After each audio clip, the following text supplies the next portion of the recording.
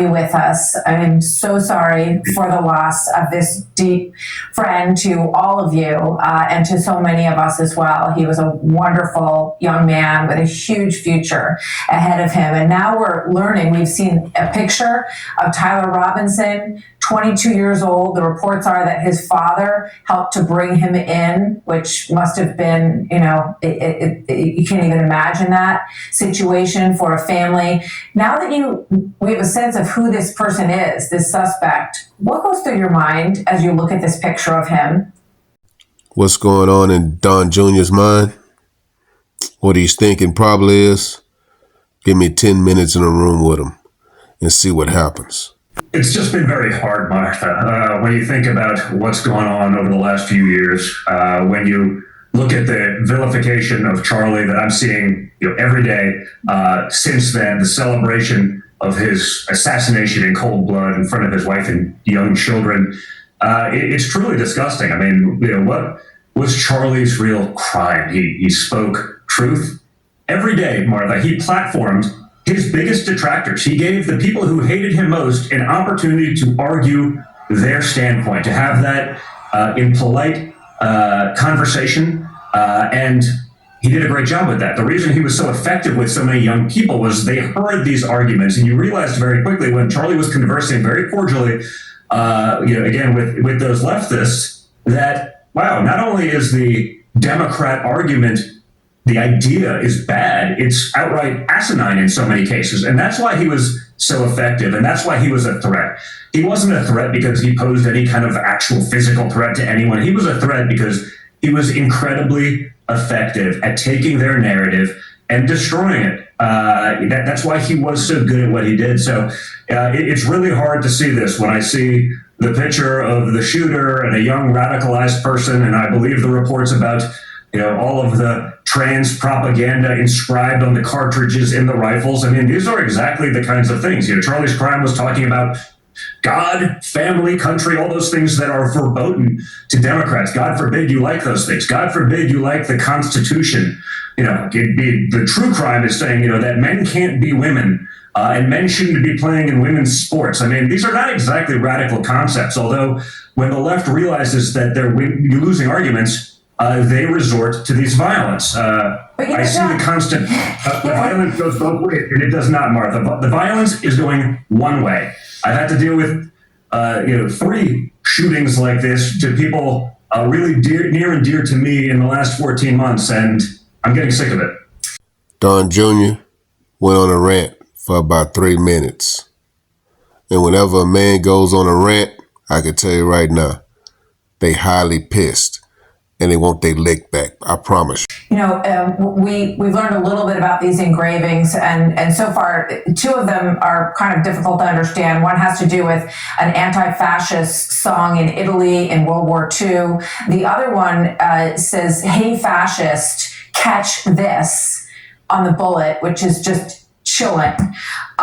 When you look at this young man and you think about how, honestly, I can't get over how many similarities there are to Thomas Crooks in Butler, Pennsylvania, John. These are about the same age, these young men. Neither one appeared to have any social media profile. In both cases, you have someone who was on the scene, who has a cell phone video prior to the shooting. Hey, look, there's somebody up there on the roof. The setup is very similar, an outdoor venue, a rooftop about 150 yards away from what we understand. And these young men who, in this case, got off this perfect shot. I'm curious what you think about that as a hunter yourself. What stands out to you when you think about how similar these are?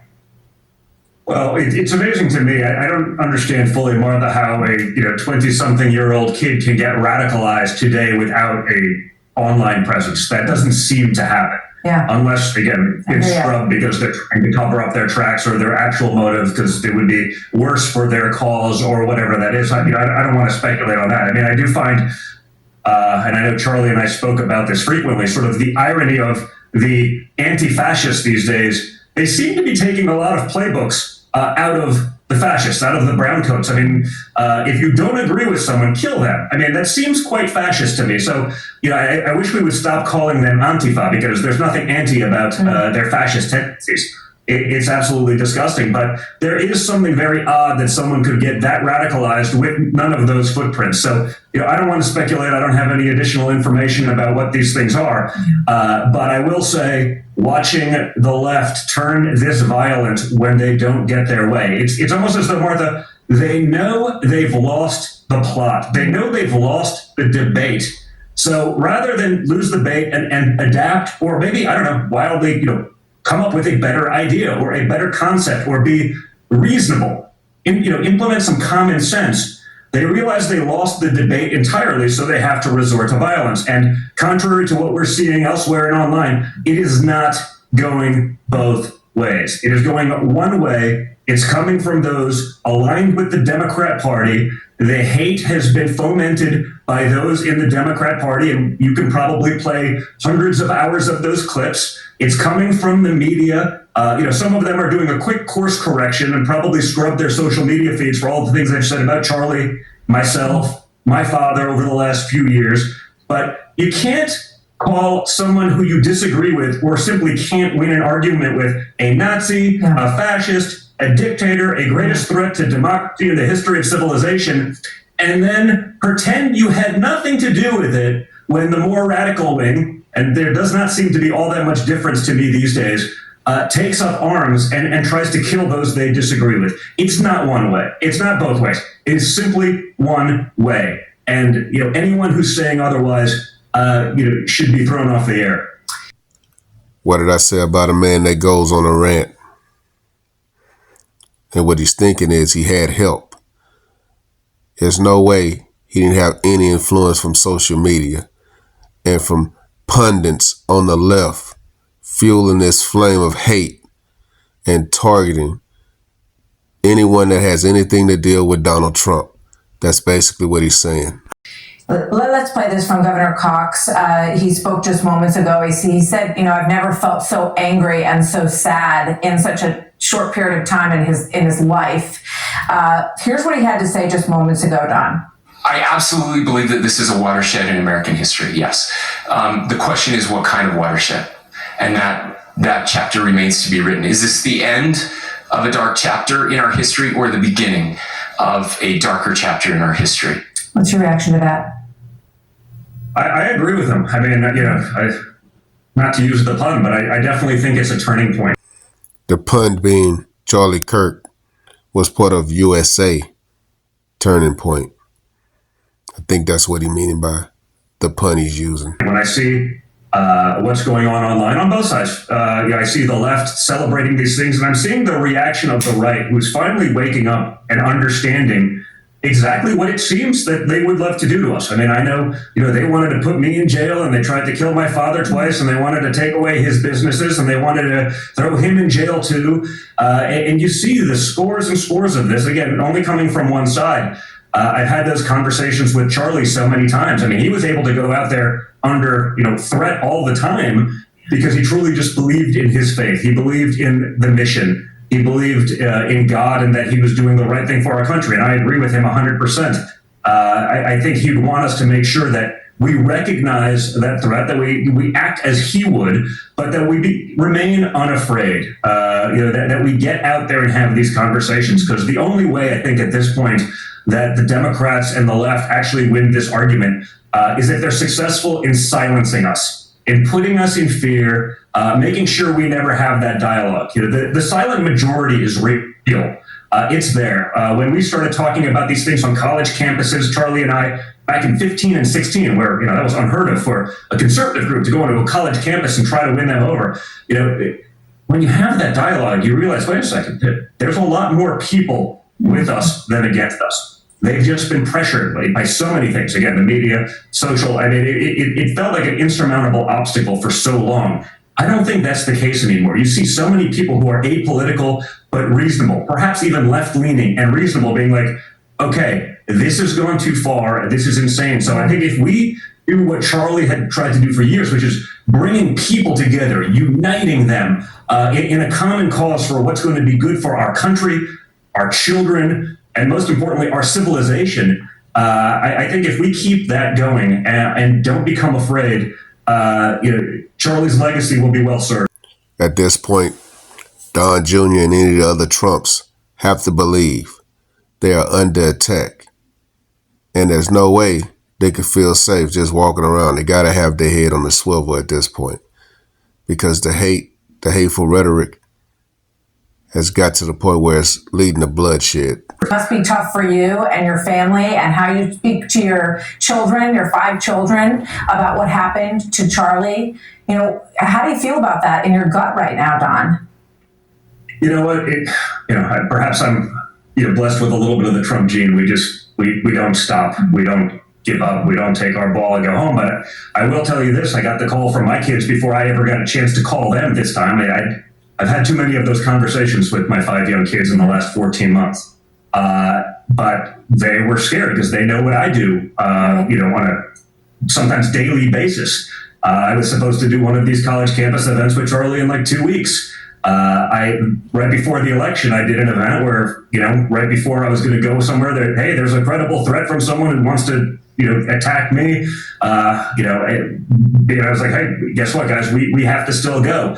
And that mentality has stayed. I mean, I remember in 16, I think we were at Michigan State University, Charlie, one of the first college campus tours we did during the campaign. And we got there and, a bunch of radical leftists were there. And as we're getting on the stage, the Michigan State Police was like, hey guys, we can't stop you from doing this, but we can't guarantee your safety. And we think it's a mistake for you to go out there. And Charlie and I both looked at each other and we said, I'd rather get my butt kicked than give them the win of silencing us. So I get that it's not easy, but I think once enough people band together in unity for the common cause of really the future of our country, I think the other side will realize that they're grossly outnumbered and this stuff will have to stop. But we also have to call out those people who are doing those things.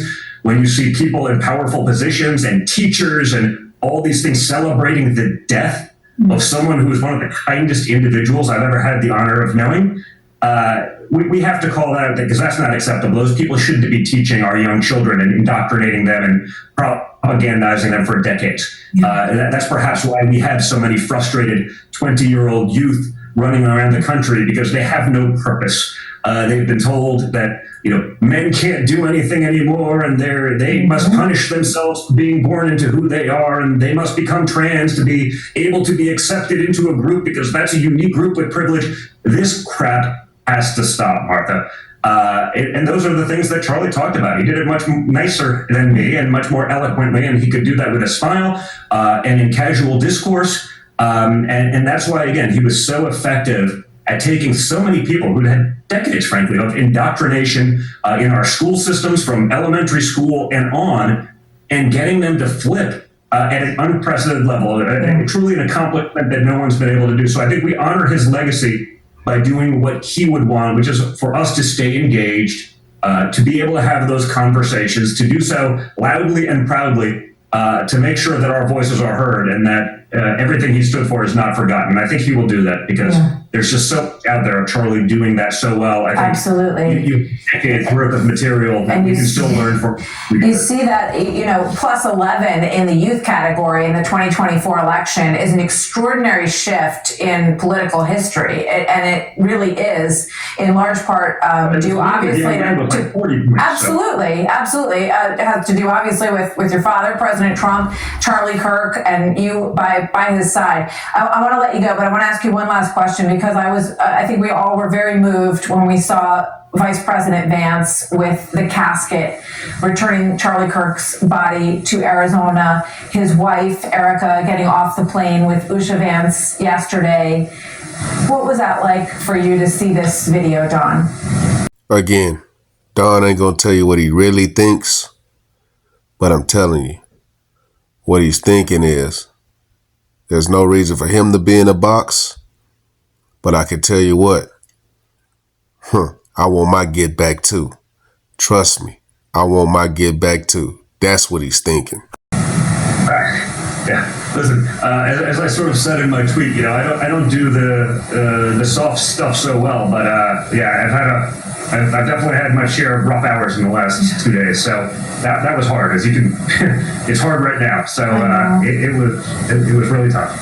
This is someone I spoke to every day for the last decade, probably multiple times a day. So a true leader, a great family man, a great father of two young children, who's frankly accomplished more at 31 than most people would in multiple lifetimes. So it's definitely difficult. America is at an all-time low right now. It's getting to the point where if you have a disagreement about anything, they're just going to try to take you out. This is a low point for America. To me, it's it's in the last days, I believe. It's only going to get worse. Let me know what you guys think. Drop a comment. Like, comment, subscribe. Follow God, not culture.